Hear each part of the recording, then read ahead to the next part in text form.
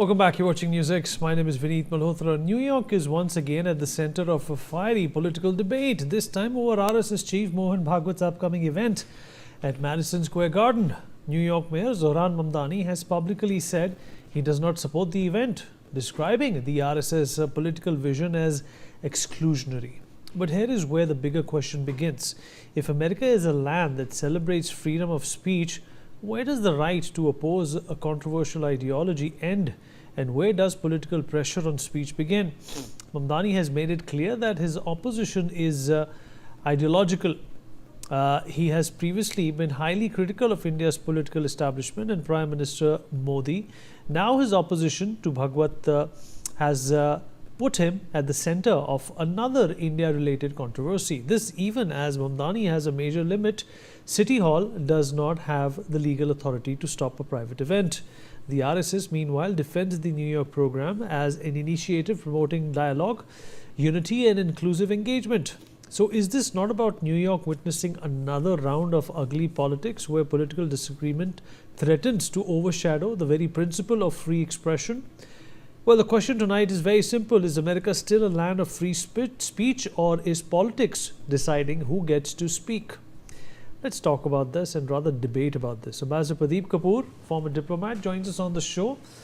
Dr. Alok Srivastav, Executive Director of the American Hindu Coalition, is also with us on the program. Mr. Ravi Karkara, founder of Invest New York City NYC Forum, is joining us on the program too. Last but by no means the least, Pathikrit Pine, International Affairs expert, is with us on the program as well. Pathikrit, I'll begin with you. I want you to set the context. How are you looking at this opposition? Mamdani is, of course, not a chip of the old block. He's somebody who's come as a leader in New York City because he wants to promote liberalism. He's somebody who looks at society as extremely secular, but one, and yet he has a problem with what the RSS stands for. Your thoughts?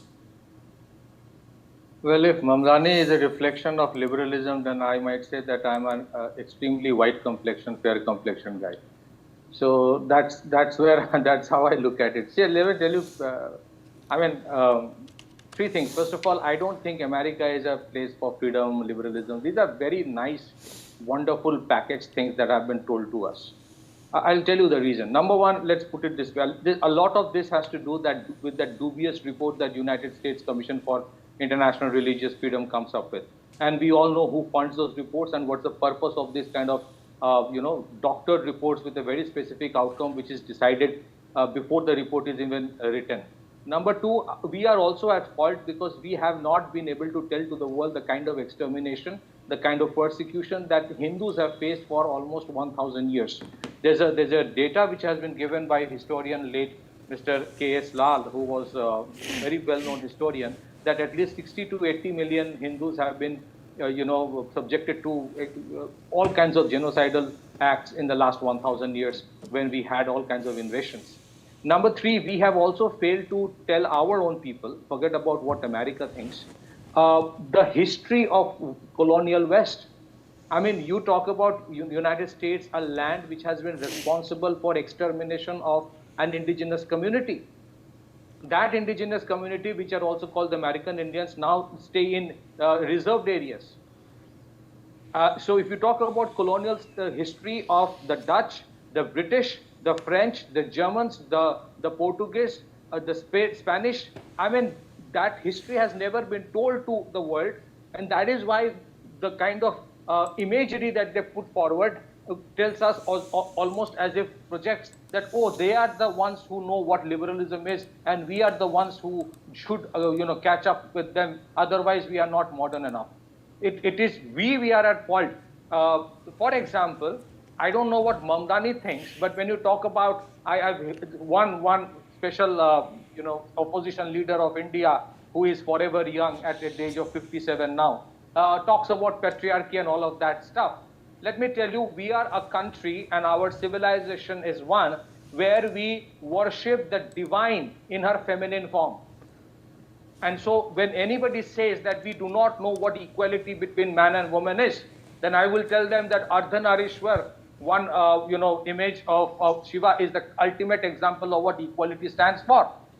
So let me tell you, India continues to be a place which is still in the conquest agenda for many entities. It's an unfinished agenda, and many of them look at RSS and BJP as their biggest stumbling block to what they wanted to do with India. Whether it's balkanization, whether it is absolute subjugation, whether it is a country where you're reduced to a vassal state, or a country which has been completely converted religiously. So I'm not surprised by the kind of opposition which is coming against RSS. That's a given because of what the masters of the sponsors of the likes of Mamdani, what they perceive. What I am a little upset about is that a lot of people in this country, in India, suffers from a lack of sense of history. And because we do not have a sense of history, so the ones who are actually fighting for actual pluralism are being targeted, whereas those who are extremely conservative in their approach, because they sugarcoat everything, because they wear a formal suit, because they can speak in Western accent and they can project themselves as liberal, we tend to presume that they are the ones who we should follow. So there is an issue that needs to be addressed, but I'm not surprised by it. So far as this particular event is concerned, RSS, this particular event is actual about pluralism. It's not about going and talking about any kind of things which can be considered or controversial or conservative in any way. Back to you. All right, let me rope in Dr. Srivastav also into this conversation. Dr. Srivastav, how are you looking at these objections coming in from Mamdani? Let us not forget that the RSS over the past few years, or ever since the NDA came into power, has been more of a balancing act as well whenever the government has strayed in any direction.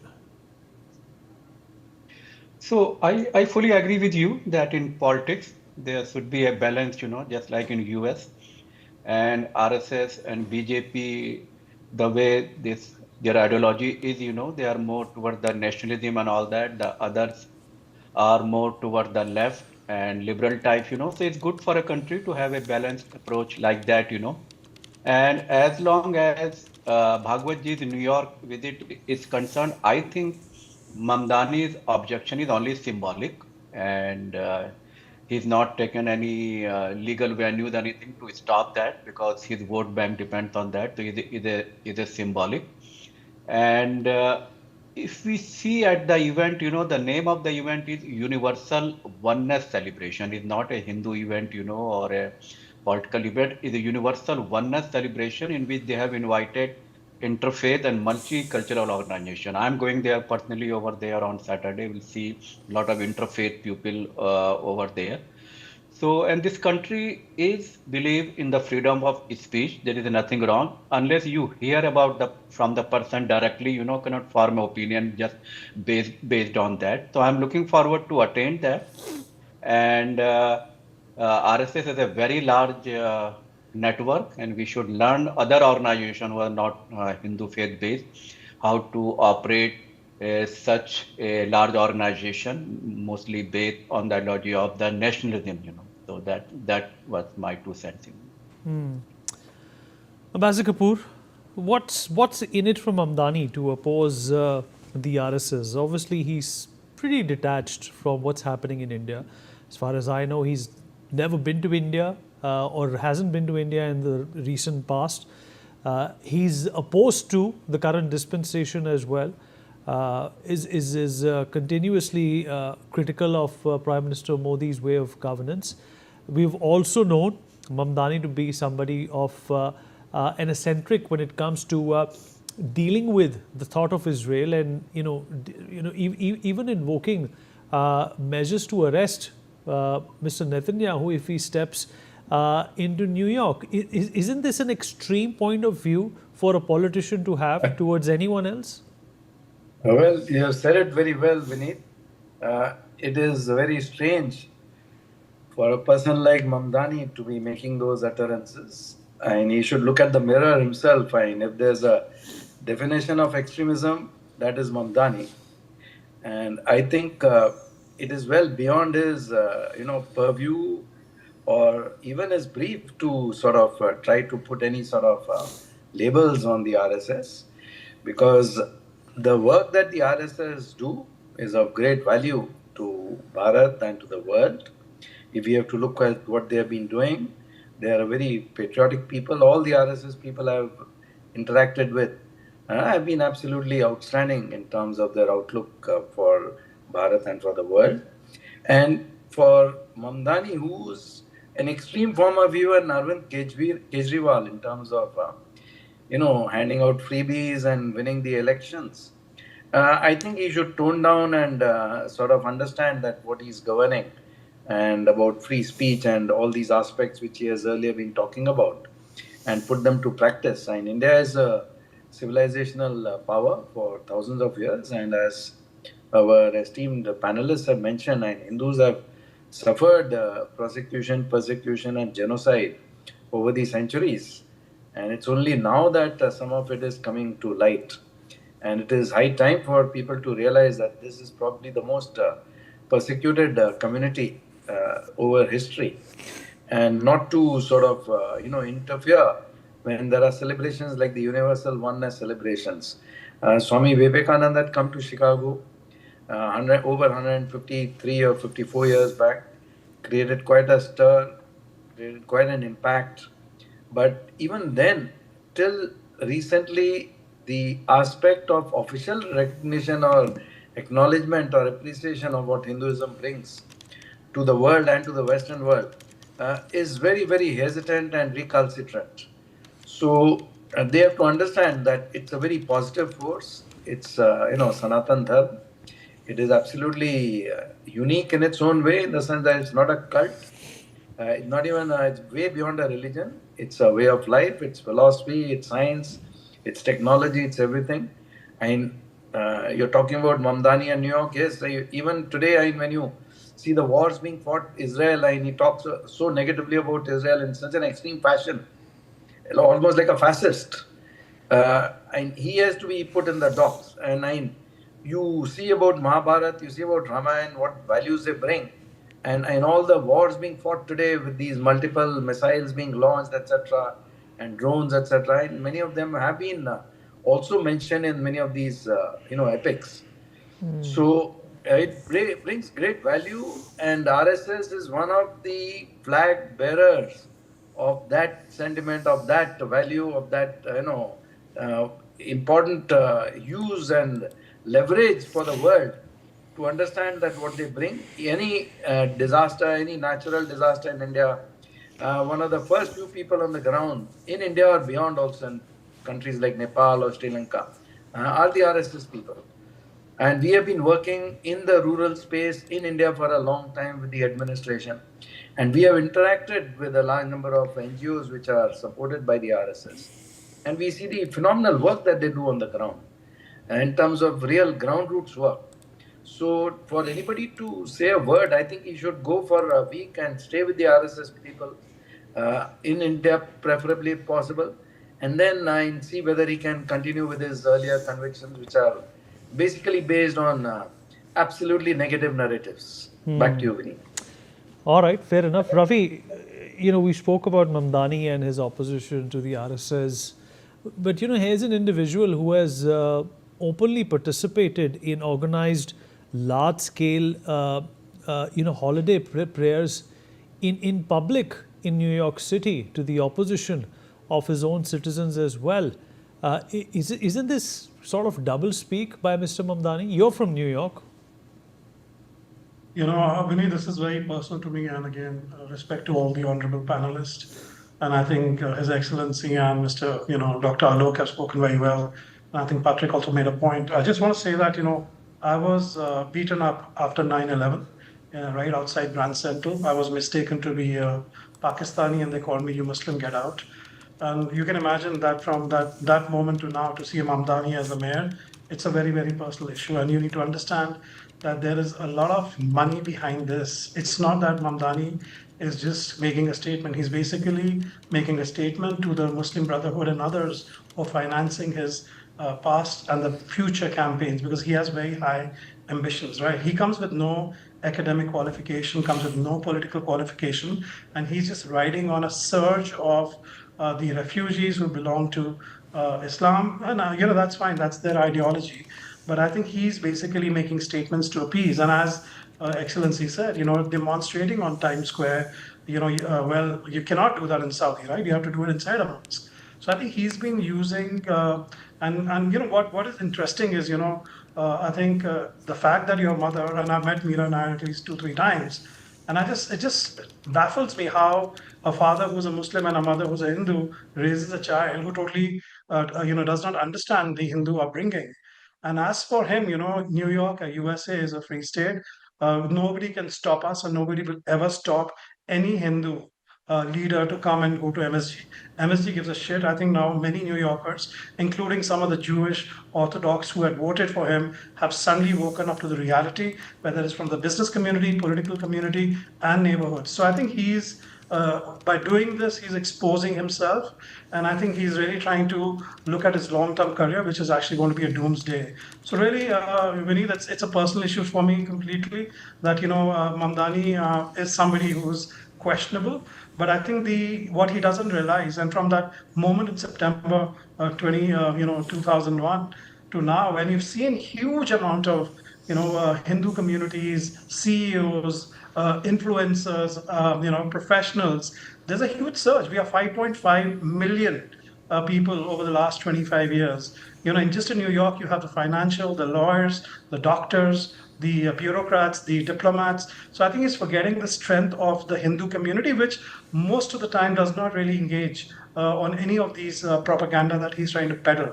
And we stay away from it, but we will also not keep quiet because we will not accept it. And I think you will see that amount of support that will come to the event. Unfortunately, I'm not in India, right? I'm not in US right now. I'm on a business tour. But I really feel very, very strongly that the community and the voices you've seen from all the key people. And last I want to say is also he's trying to ride on a political climate which has been created by Trump. And some of the extreme Christian groups have also promoted an amount of Hindu hate, and I don't know if my seniors will agree, which has increased. We did not see this really happen in the last 2, 3 years. It has increased. So he's hoping that somewhere he will get some kind of a sympathy with the extreme Christian community or with Trump and others, saying that, oh yes, see, I'm also voicing these Hindu and these radical people are crazy. And as it's been framed, it's about unity. And our ethos, as the first speaker said, Sanatan Dharma is really to bring everybody together. That's how the neighborhoods, the communities, the school districts where Hindus live, the rating goes high to the next level. So I think Mamdani it's a good thing he's exposing himself, and I think it will also show the strength, as Dr. Alok Srivastava said, that there will probably more people out there. The only thing I'm concerned, because having witnessed a terrorist attack and many other, I really hope there's a high level of security, and that must be guaranteed. And I think the Indian ambassador and Binay Pathakji, who's the Consul General in New York, really want to ensure that there's double down on security for everybody who's attending the event and for, of course, our leader right there. Thank you so much. Pathakrit, this is obviously a case of a misconstrued perception by Mr. Mamdani. Do you think the RSS also needs to understand that it perhaps is a sitting duck when it comes to these allegations, because they usually don't do any PR or self-defense anymore. The RSS is an organization which works in the shadows, and oftentimes their existence and then their ideology also has been misinterpreted. Well, Vineet, I think the biggest worry for many in the West and those who are against Sanatan is that what RSS has done in the last, say, 100 years, and especially in the last, say, 20, 30 years, is sort of galvanizing the Sanatan community together, which were already before that surrendered, given up hope, and were suffering from a perpetual sense of guilt. Well, you can have, there are merits and demerits in that argument and debate as to whether RSS should do more, public relation activity or not. But one of the reasons why they have been extremely successful is because they maintain the low profile. The kind of work they have done in the rural tribal regions and the way they have prevented conversion through their entire program called Vanavasi Kalyan Ashram, initiatives, or the fact that RSS linked organizations run more than 25,000 schools in this country. So that, I mean, the reason, because they have already always focused on their work. Yes, with changing times where every day you have to fight the perception battle, maybe that is, there might be some merit in your work. But I think today it is not about RSS. Their target is not RSS alone. Their target is for any Indian who is nationalistic. If George Soros commits or pledges billions of dollars to fight nationalism, then we must understand where are all these usual suspects converging. Where is Mamdani and George Soros converging? They have a problem with any person who loves his country, that country's culture, heritage, ethos, philosophy, and that is exactly what RSS preaches. That never modernity can go ahead hand in hand with your ethos, culture, and philosophies. So I think it's not just about RSS. Their target is essentially the core idea of India, which believes in ekam sat viprabhuda vadanti. And unfortunately, for the last 70 years, we have been so much subjugated. Not 70 years, I would rather say 700 years. That perhaps, you are right that in a way we need to be a little more vocal in what we do. We actually have suffered from one thing, my last point. We do a lot of work and then presume that karma will take care of itself. But in today's era of Kali Yuga, perhaps karma alone doesn't take care of it. You've got to be a little more vocal. I think we are today as a country, but it has to be a little more. Back to you. All right. Ambassador Kapoor, do you concur that perhaps more PR and a positive word for an organization like RSS, which does not beat its own drums, is perhaps necessary, because otherwise, anybody can take you to the cleaners? Yeah, Vineet, you're right, absolutely. There are two things which I want to mention. First, I had been speaking to a lot of, leaders from Bharat who were visiting US, that we have to come to a stage where we are able to say, everybody who's RSS, they have to say that proudly, that I'm a proud RSS. So I'm glad they took the message home, and Prime Minister Modi then spoke about it during the Independence Day speech last year, and dwelled upon it extensively as to what RSS at 100 means for the country and for the world. So that was a good beginning. That has to be taken to its logical conclusion now, that every RSS person all over the world has to be able to carry a lapel pin saying that I'm a proud RSS. And there is nothing wrong in that, because the work that they do is absolutely positive and contributory to progress of the world and to progress of Bharat. The other part which I want to say about the hate crimes here, yes, we had a 250th anniversary celebration recently, along with the Independence Day of India, where a large number of leaders had come from the diaspora also, and from the American leadership. And they all emphasized that it was very, very essential to fight against the hate crimes and to stand up against the hate crimes very, very firmly and strongly, so that this is brought to the public attention and the contribution of the Hindus to America is highlighted, because besides being the highest, contributors to the national tax per capita as an ethnic group, they're also the highest educated people in the US.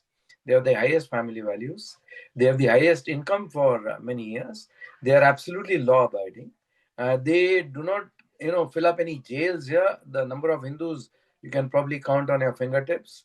It's mostly the other communities who fill up the jails in the US in lakhs or even more than that. So in every way, you are, having the maximum contributions to the society here, as an individual, as a group, per capita basis, as an ethnic group, etc. Now that has to be understood by the Americans, by everybody in the US. So how do you make them understand that? You have to become more active in politics. We need a large number of Indians who are contesting elections, who are winning elections, who are representing their counties or their councils or their states or the whole country in the Senate or in the Congress,